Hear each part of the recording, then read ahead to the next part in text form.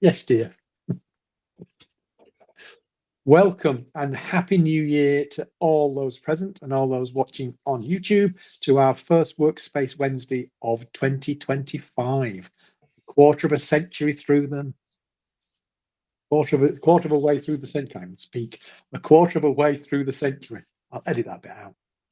And these are the updates, as always, for the previous month. I've left a couple in from November just to start. This one, I think, is we did talk about this, and we've had lots of conversations about this with lots of our customers about the fact that the Gemini app now is a core app and available to all, and there is also a teens version of it. So if you've identified your students as of that age where they're eligible, so that's 13 plus, of course, and they can also get access to the Gemini.google, or you can give them access to the Gemini.google.com app. And the reason I posted it back in there is because with all of these things, when they first introduced calculators into the exams, which I was one of the first years to do that in O levels in the tis, the school needs to stop and think this technology has got potential real benefits, but it's easy to get it wrong. So we need to have a plan. So if you're not yet using it with your students, have a think about how you're going to best manage it and how you're going to train them to do it. And not used to train the model, of course, so it's not viewed by humans. There's additional child sexual abuse measures in place just to keep it more secure for them. I'm honest, I think I said last time, I must go and read what those additional measures are, and I still haven't done it. So I will make sure I do that for next time. I'll make a note to myself. And you've got a nice little introductory video for the students to watch, and there's a link there to it. But I think, it's not going away. You need to think about how you're going to be using AI. How you're going to monitor and teach your students to use AI properly, as opposed to just accept that they're using it and just hope they get it right, because they are all using it now. Don't forget, they'll be out there having a play. So just to be aware that, you want to make sure that they're doing it right and start to use it properly. So just make sure you've got a plan.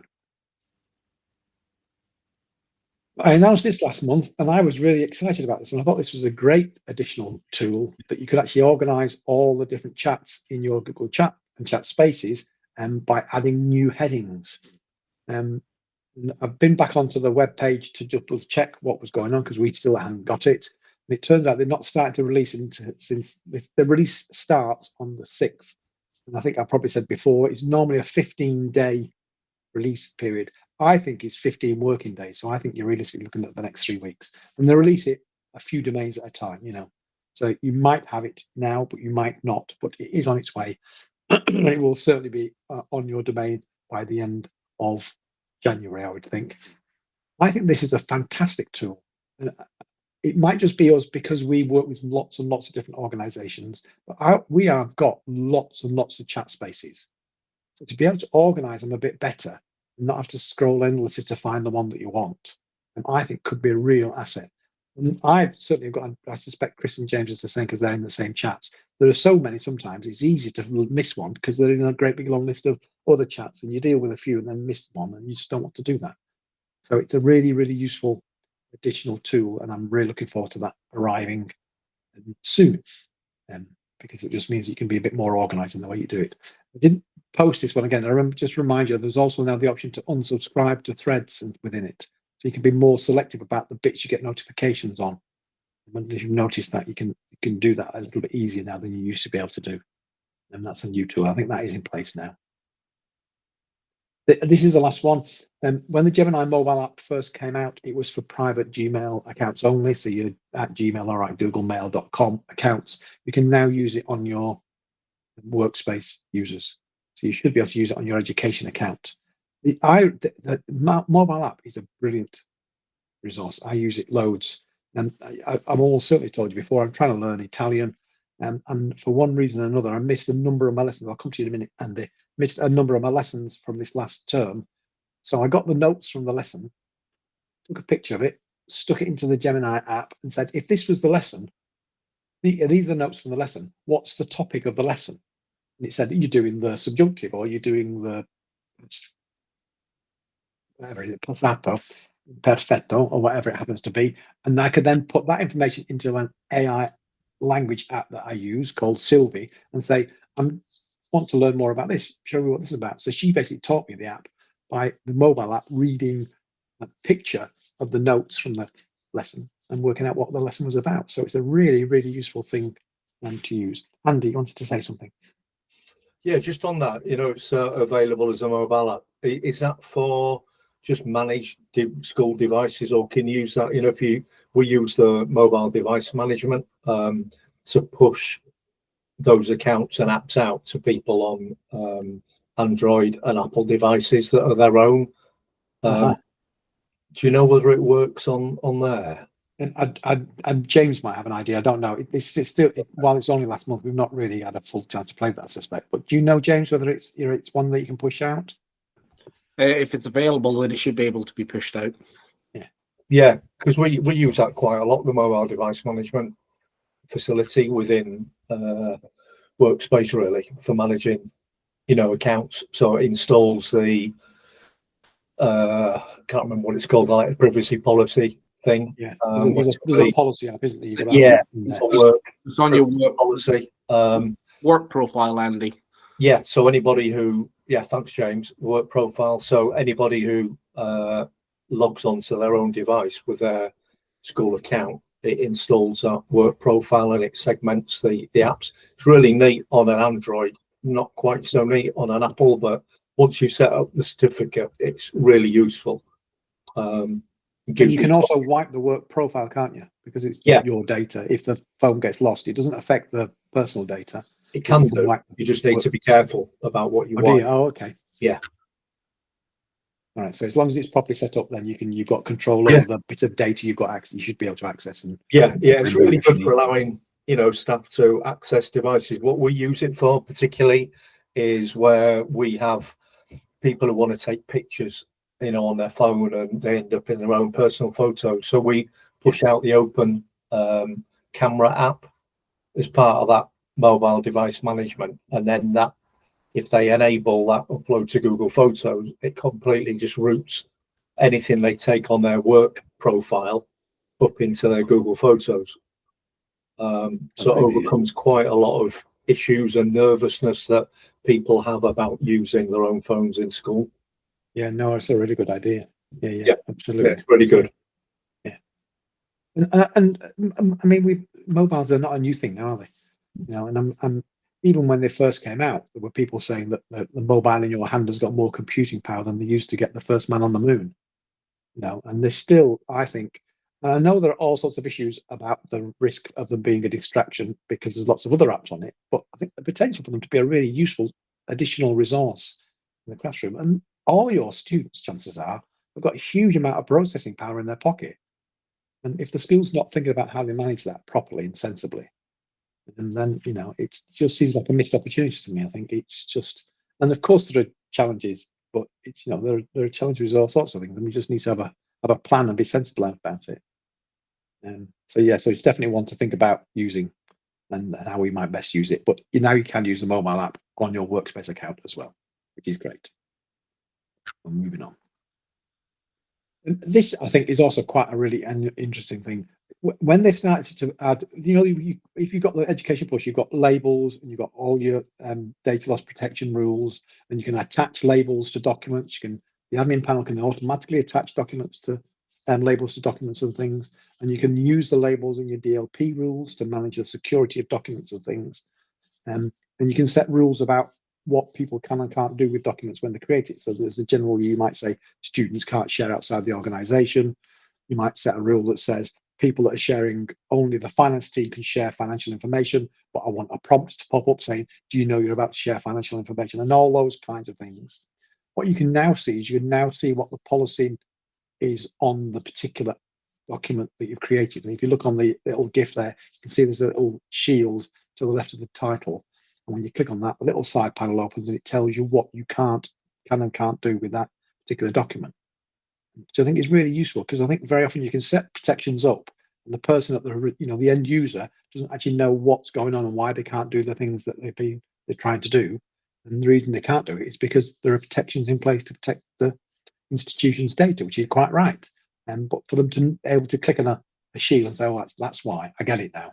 That I think is really rather useful. So I think that has the potential for being a very useful additional tool.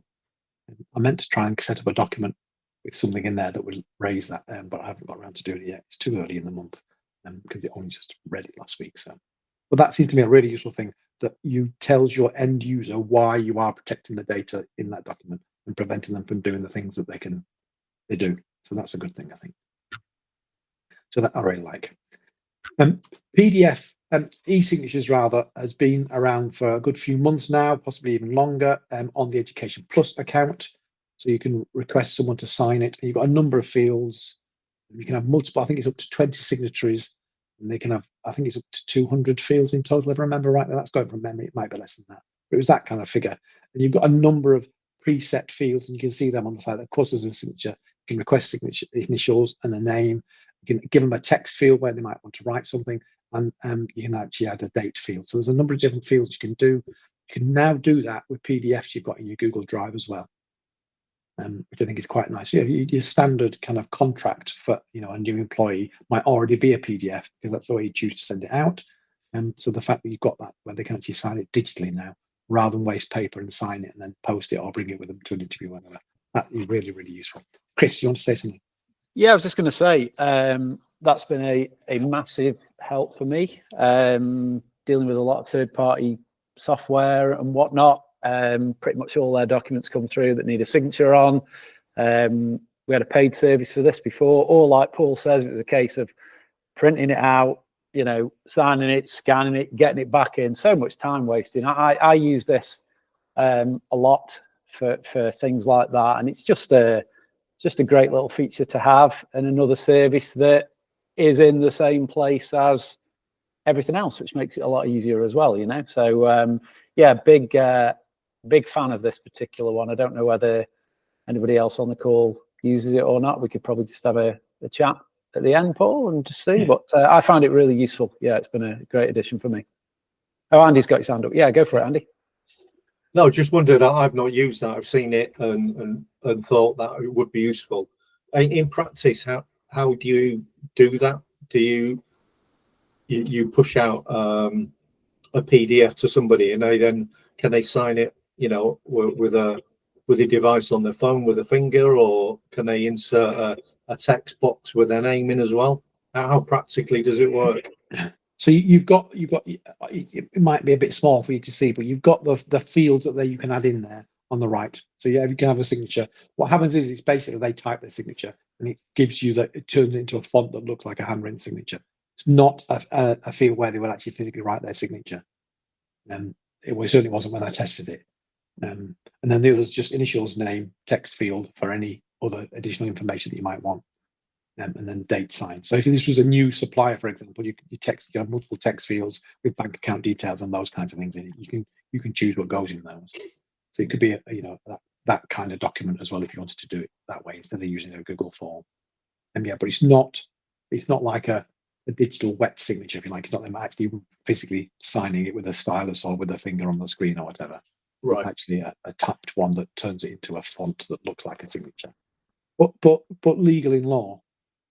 Because they're in an account that they've had to sign in that will be secure. So, in order for them to do it, so it's perfectly valid in that respect. I mean, this whole thing about wet signatures is interesting. I'm just about to sell my house, and there's some things that they still won't do as a wet signature. And I think some of the cost of the contracts that we've signed with some really, really big deals that we've done are in excess of the value of the new house I'm about to buy. Those are all done digitally. And it's as much about the solicitors wanting to keep control of it as anything else. I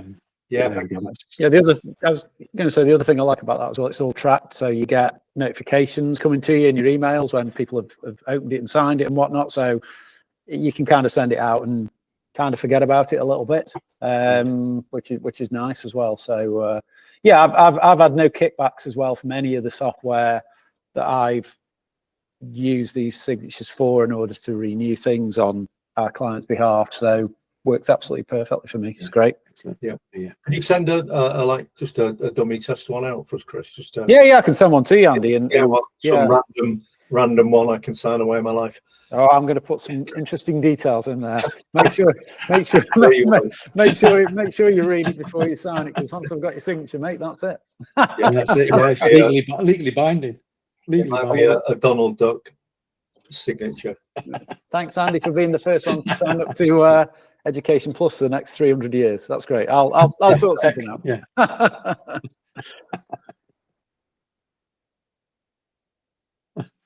Okay. If you have got an Education Premium or a Gemini Education, you will already have seen, hopefully you've got Gemini Gems. They've created some more pre-made gems for you to have a look at under those 5 headings on the left there. I only came back, I was there full day of training on Monday, so I've not had a chance to do very much yet, but the sentiment analyzer seems like a really interesting option. And clearly you've got to have the data for it to analyze, but if you've done some kind of survey of people's preferences, but you put stuff up there, if you do a student survey every year or a parent survey every year, but you stick all that in there and say, look, tell me what the themes are, might actually be quite interesting to see how it copes with that. Might be that the others are also a useful tool for you, but it just gives you a pre-made one, and that might save you a little bit of time if you think you might need to do that. And don't forget, you've got well, that's not Bacala, that's coming later. I'm too confused. Interestingly, this is an accessibility announcement, and yet Google didn't think it important perhaps to do a little video to show this in case people couldn't read things very well. So not a very accessible post by them. But an important thing nevertheless, if you are converting Google Docs to PDFs, in the process of doing that, they're now adding a whole lot of tags into the document that it creates to make it much easier to be read by a screen reader. You can see the additional tags that they're putting in there.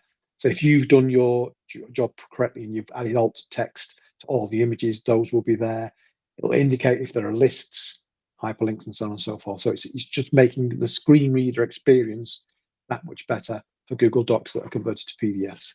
And that, I think, is really useful. Yes, Andy? Is that covered when you have a document, you do the print, save as a PDF or save to Google Drive? Or is it only you? It's when you go to the download as a PDF, that option, I presume it does it definitely with that. Because it says exported. What I don't know, and it's a really good question, is whether it does exactly the same when you go, if you go email and then choose to email it as a PDF. Yeah.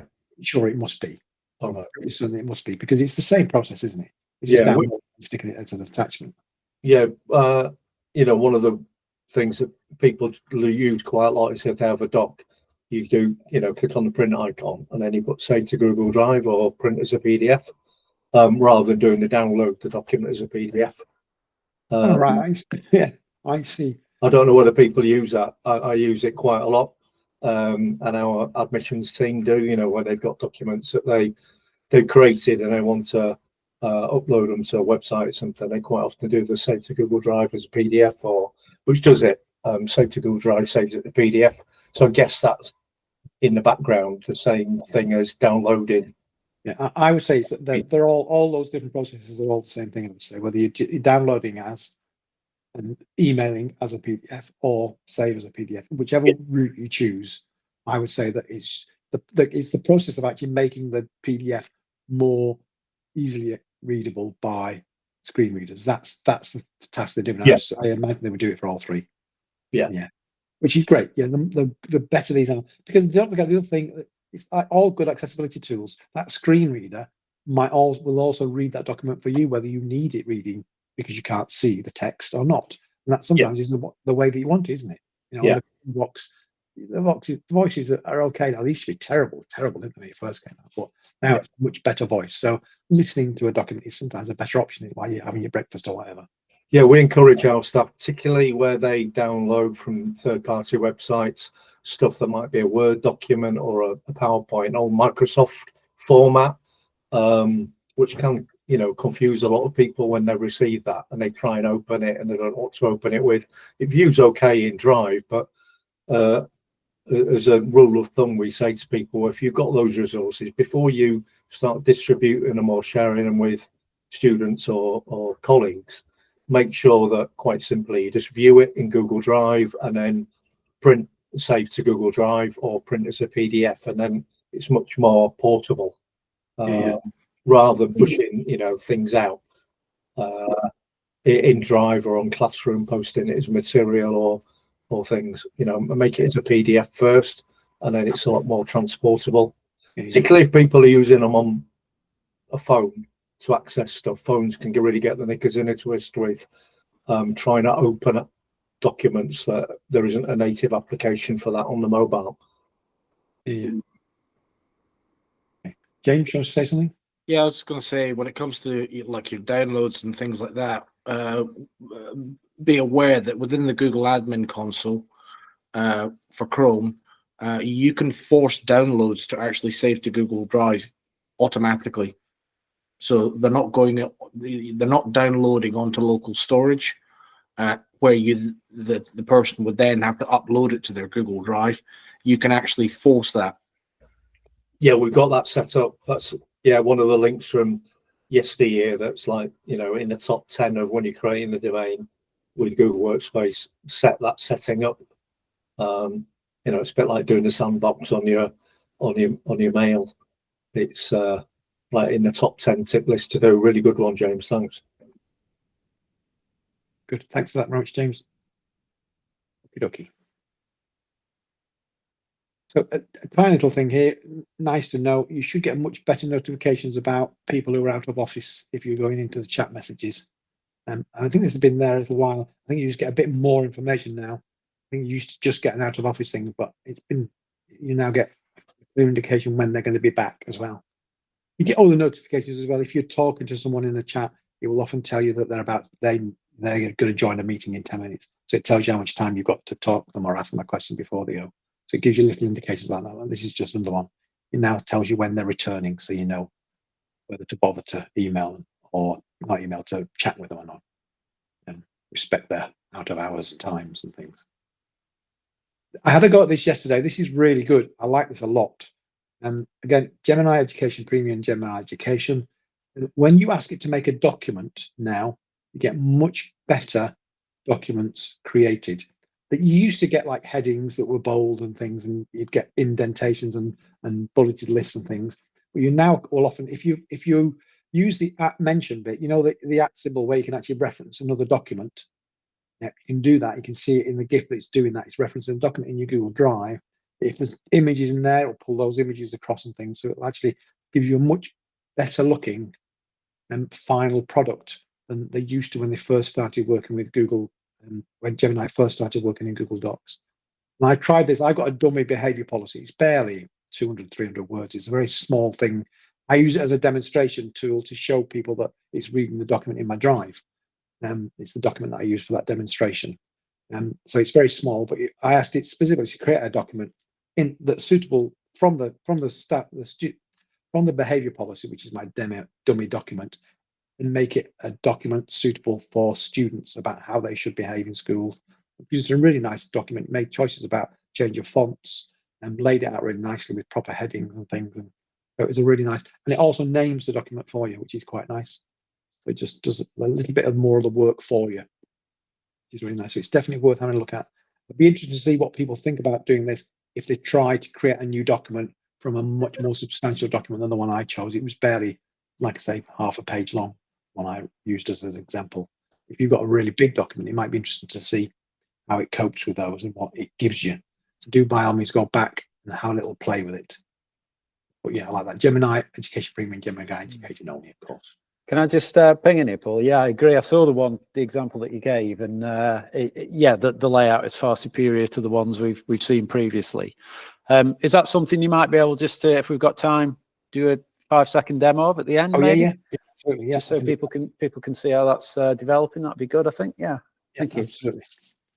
A quick question: can you use the hand at the bottom, the hand raising thing? How many people use templates in Google Docs?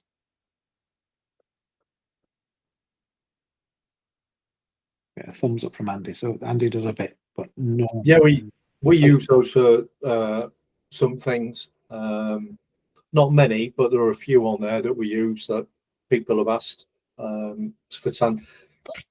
Some of them are a bit superseded now. We had ones for like, you know, a minute template and things like that, or a governor's report. fairly bland things rather than any really useful or exciting stuff, I guess. Yeah, Yeah, yeah. they are good. They're good with the branding. Yeah. You can get the consistency with that, so it helps.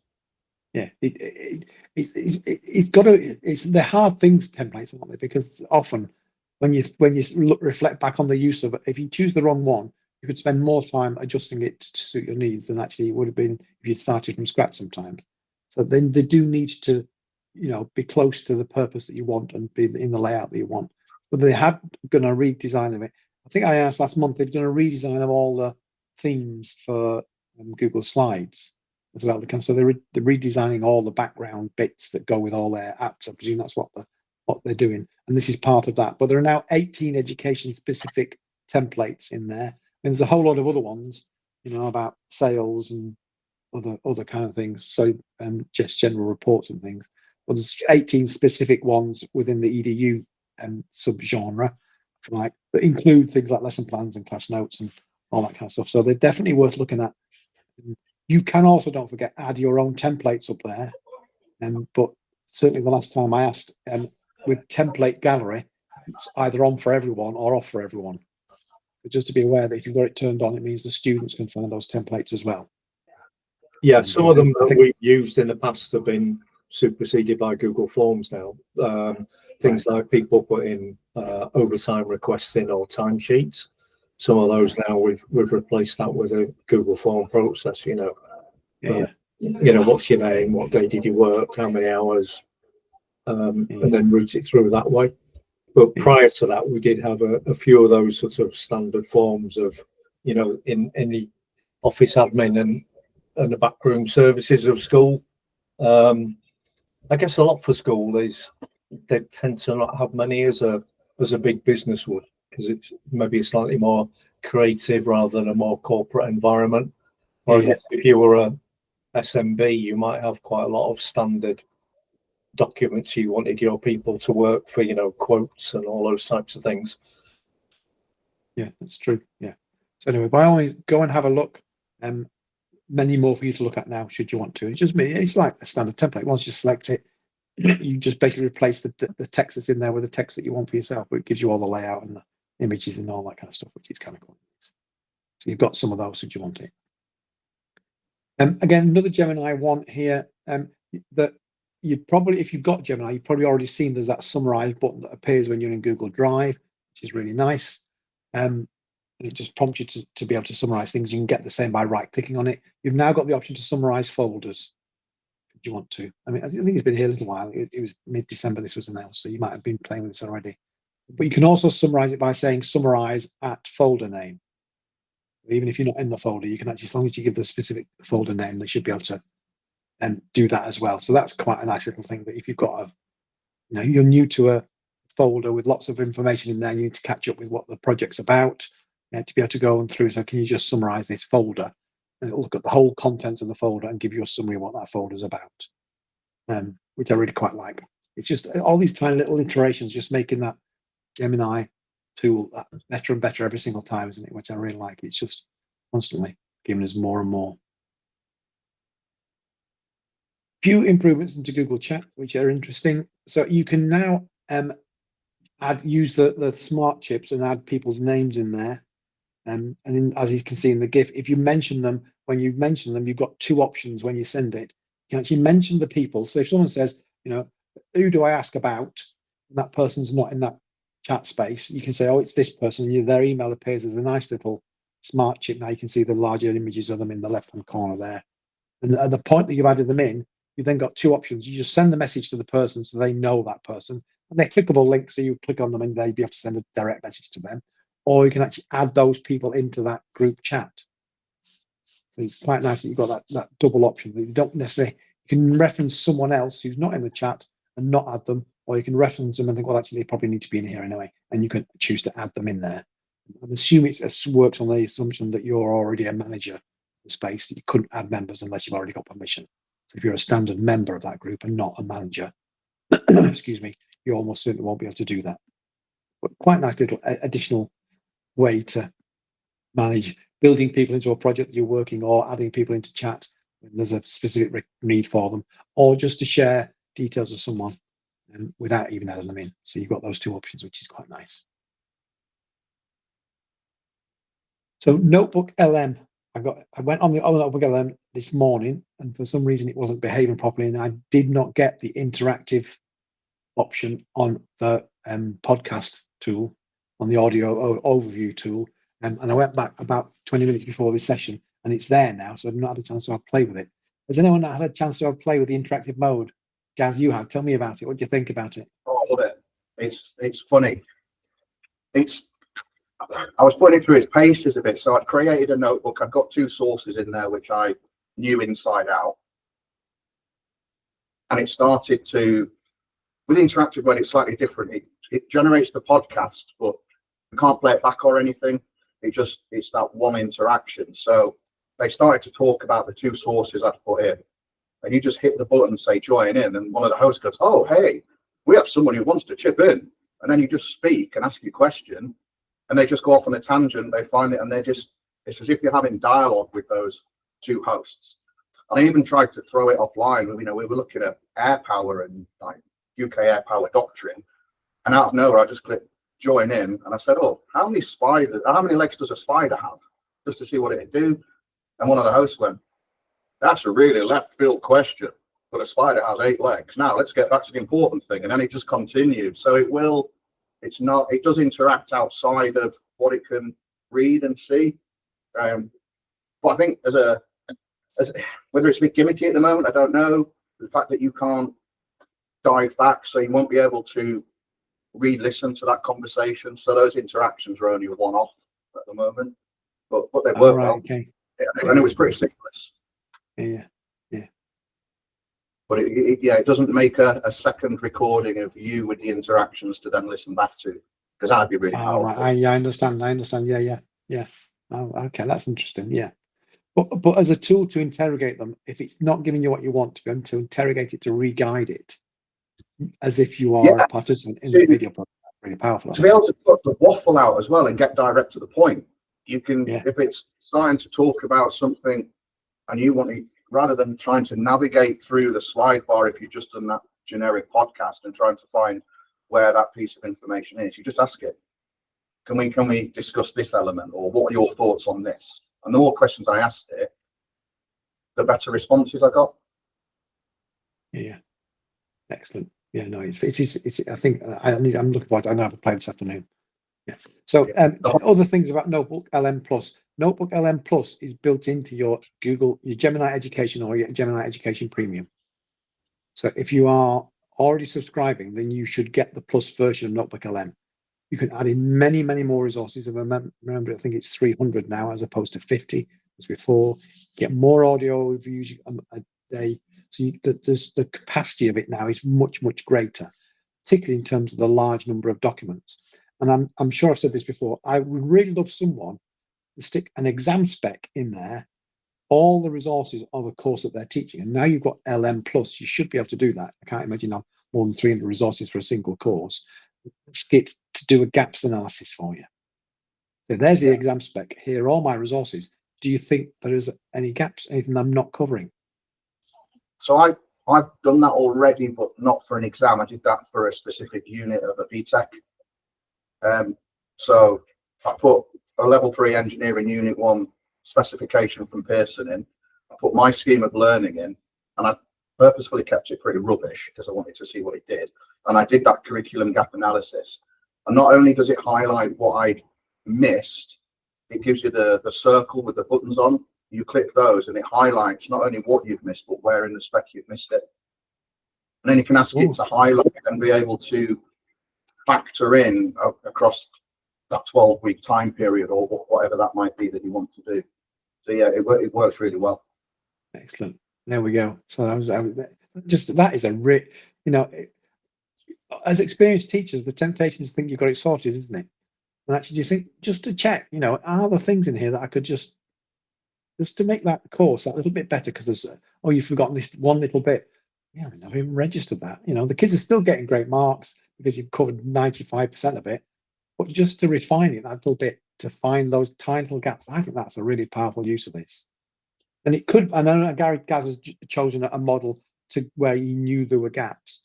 But just to do it with a, unit by unit for a BTEC would work perfectly fine once it's a smaller model for it to work with. Put all your resources in, and you learn, your scheme of learning, and then the exam spec, and say, just doing that gaps analysis, I think is a really powerful, and that would work on any subject, wouldn't it? It doesn't matter which subject you chose, so long as you put all the information in there, it can actually do that gaps analysis for you. That seems to me a really powerful. I did another gap analysis around policy. So I put in AI policy, malpractice policy, and plagiarism policy.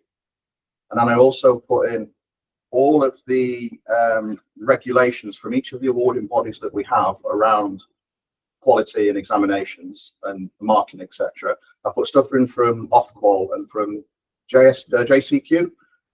And I got Notebook LM to analyze any gaps in the policies against all of the awarding bodies that we use. And it highlighted all of those things.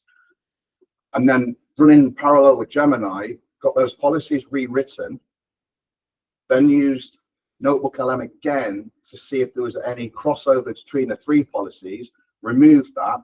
So we ended up with 3 spanking policies that hit every single awarding body and the JCQ and Ofqual, but there was no repetition across the 3. Wow. And it took about an hour. And that would have been hours and hours and hours and hours of work. But just by methodically going through it in an hour, I managed to get three bespoke policies that hit every single awarded body. Fantastic. Absolutely fantastic. It's just it's that using it to do those kind of things is just the hours it's going to save you. It's just phenomenal, really. So yeah. Anyway, just to quickly go back, Notebook LM Plus, part of your education, your Gemini Education or Gemini Education Premium. So it's included in the cost. So there's no additional cost for you. I presume it can still be bought as a standalone thing if someone's not got Gemini. Can it, Chris? I've not seen any prices or subscriptions for Notebook LM, I don't think. I had a real deep dive into this just this week, and it was the only way you could add it on was by buying one of the education or education premium licenses. Yeah, I think separate. Yeah, I think that is the case at the moment. Whether or not, when we were sort of interrogating Google at one of our sessions we had last year, Paul, the Gemini one, actually, they wouldn't be drawn on whether Notebook LM would be a separate priced model. But at the moment, whether that comes along afterwards, I don't know. But certainly the big push is on Gemini at the moment, and I suppose the extra, benefit you get from Notebook LM Plus is part of that, sweetening that deal, I suppose, as well, isn't it? So absolutely. Yeah, nothing subscription wise at the moment. It's a game changer. Just having both tools, and Gemini's got its place, Notebook's got its place, and dipping between the two to get to an outcome. It's changed how I work. Yeah, it's a fantastic tool. And just to reiterate, if you look at the image on the screen, it's got a new interface now, that 3-panel interface, and many more documents, more audio overviews, so on and so forth. So you've got a much better, bigger tool, but it does rely on you being. I should have put the Education Plus, Gemini and Gemini Premium labels there for that as well. So apologies for missing that off. I really love the tool. I think it's a great tool. And that brings us to the end of the updates for the end user. The next update is on Wednesday, the 5th of February. Any questions, comments? I'll just open them. If there's no questions, then I'll do a quick demo of the.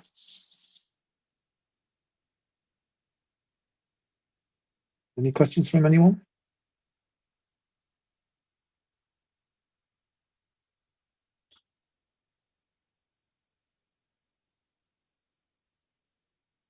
Get the demo behavior policy up just to show you what it looks like, because it's literally a very, very short document.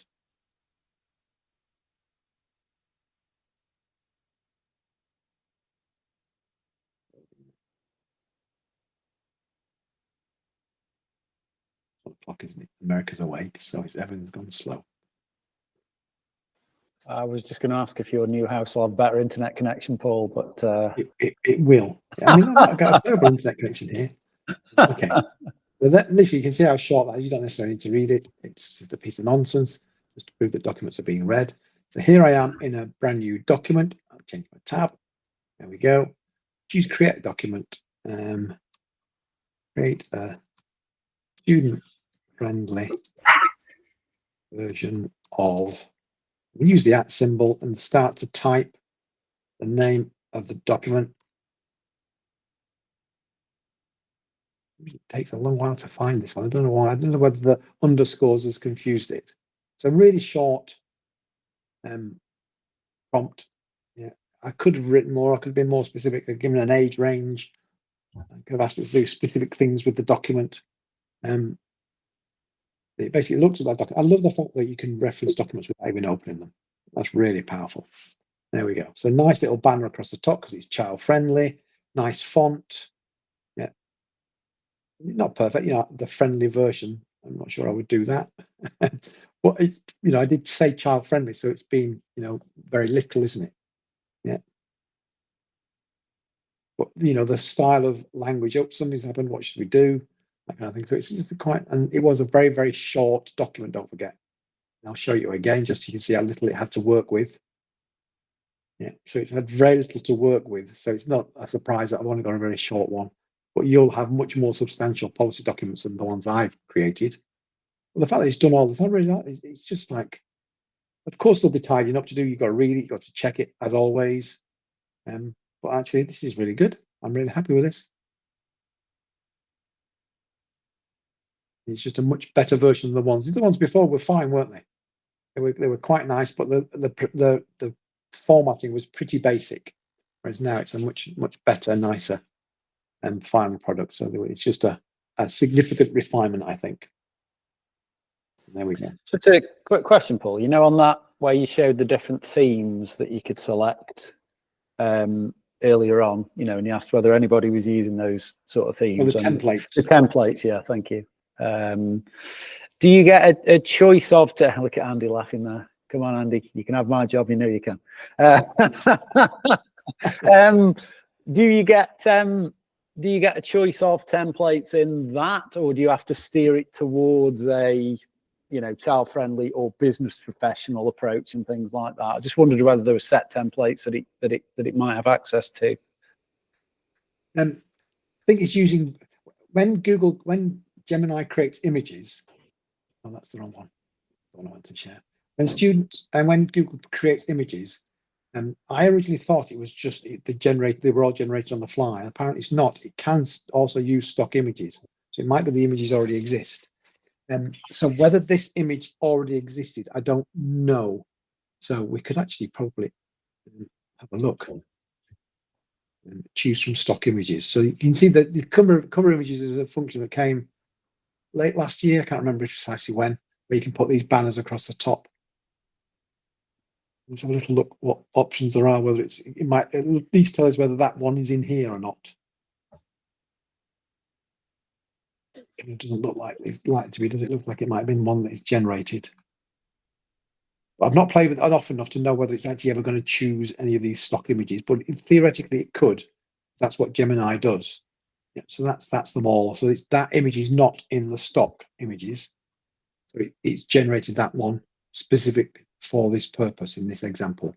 Like I say, if I did it for another example, it does use one of these stock images for the banner across the top. But it did. I was reading. It will also, if you've got images in the documents you reference, it will also look at those images and maybe pull some of those across. Ah, right. Okay. So it might be that it'll pull them from there as well. And Thanks, Paul.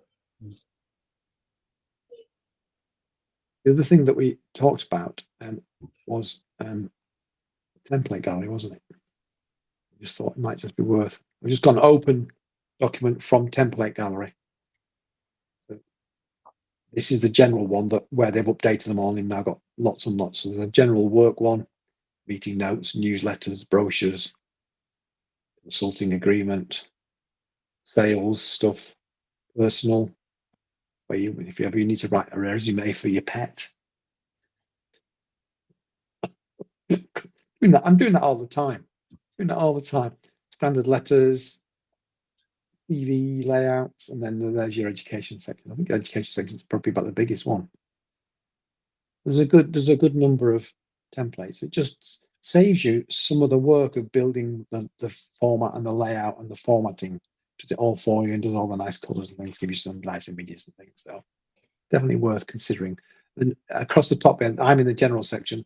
C learning bit is where you would find your own templates and where you would submit a new template if you choose to use your templates. We don't tend to use it. You can see that in the past we have.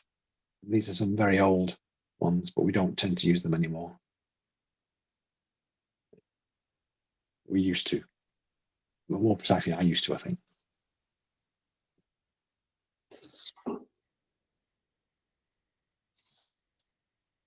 Yeah. Any other questions? Any other comments? Sure. Stop the recording then.